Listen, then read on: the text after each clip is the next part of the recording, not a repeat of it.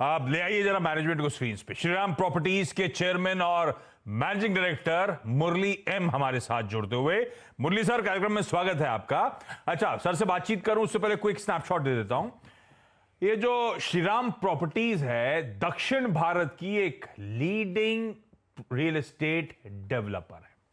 मैं आने से पहले सर के पढ़ रहा था, शुरुआत हुई थी 2000 में बंगलुरु से, उसके बाद कई सारे south Indian cities, Chennai, Coimbatore, Visakhapatnam में स्प्रेड आउट हुआ। इवन कोलकाता में इस कंपनी की प्रेजेंस है, पर लार्जली दो मार्केट्स हैं, बेंगलुरु का और चेन्नई का, जहां से ज्यादातर रेवेन्यू, ज्यादातर ट्रैक्शन, ज्यादातर प्रोजेक्ट्स नजर आएंगे आपको।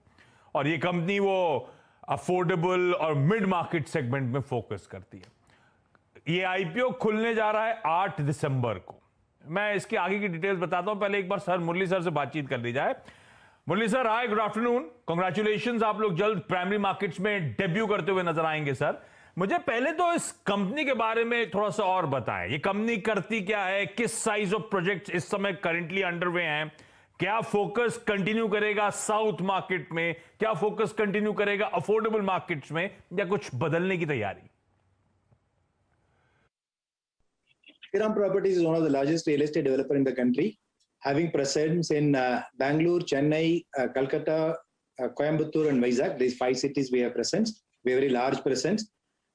In each market we operate, we are in the top 5 developers in the each market. We are predominantly positioned in mid-market and affordable housing segment. That's our primary focus. And 3 years ago, we smelt an opportunity that consolidation is going to play a major role for large developers like us. Hence, we built an organization for doing about 5 to 6 million square foot of pre-sales. And last 3 years, from sub 1 million square foot sales to about 3.5 million square foot average last 3 years, we have been able to deliver. And we expect the growth to become much, much bigger in the near future. The industry is going to throw a lot of opportunity. अच्छा, मैं कह रहा था Wednesday को खुलेगा, Friday को बंद होगा। 113 से 118 रुपए का प्राइस बैंड, और आईपीओ के जरिए 600 करोड़ रुपए मोबिलाइज करने की तैयारी। मुरली सर, ये जो आप फ्लैट्स बेचते हो, ये नॉर्मली टिकट साइज क्या होता है जो आप प्रॉपर्टीज बेचते हो, फ्लैट्स बनाते हो, फ्लैट्स बेचते हो, उनका? Mid segment, our definition is about 45 to 80 lakhs, and affordable is about 25 to 45 lakhs is the affordable one. And we felt right from the inception stage, there are a few things we did. One is that we should be in the mid-market and affordable housing segment, where we believe in our country today, the demand for this segment is likely to be, much, much longer period of time because of the growing urbanization and aspiring middle class population and the increase in middle class population today. Hence, we thought we should be focusing on mid-market and affordable housing segment, which will continue to give long-term growth. One. The second one, we also looked at asset-light model right from the day one.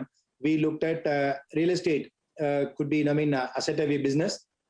Hence, we should create a model which may not need a lot of capital. Hence, we moved into asset-light model right from the inception stage. And last 3 years' time, we have gone into this model, development management model, which proved to be extremely, extremely successful. So we built a very nice portfolio and development management model, close to about 1/3 of our portfolio and development management model, which is doing phenomenally well today. And it's likely to grow further and further. Interesting. अच्छा, ये जो 600 करोड़ रुपए Shriram properties mobilise कर रही है, इसमें 350 करोड़ रुपए OFS है। ओएफएस है करंट इन्वेस्टर्स के द्वारा, जिसमें Sabre holdings, Tata capital financial services, TPG Asia, WSI Mauritius investors और कुछ और सेलिंग शेयर होल्डर्स हैं। और बाकी का जो 600 करोड़ में से 350 हटा दीजिए, तो 250 करोड़ रुपए है, वो फ्रेश इशुएंस है।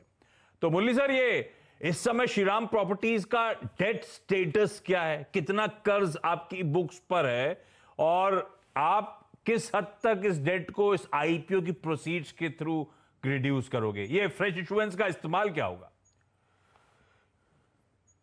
We'll be raising about 600 crores, out of which about 350 crores is secondary. Some of our existing shareholders are selling, and 250 crores is primary.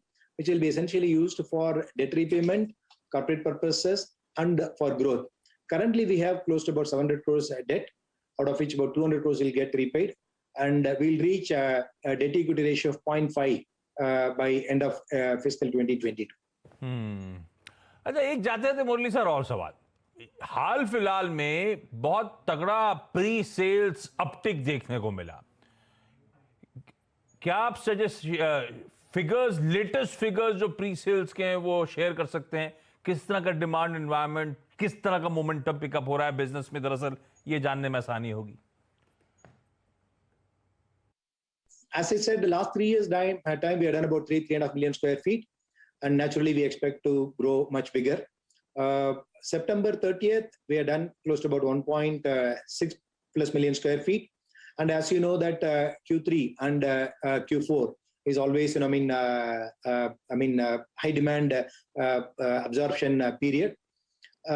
We sell roughly about 1 million square foot quarter. That's our run rate with which we do it. 80% of our ongoing is already sold today.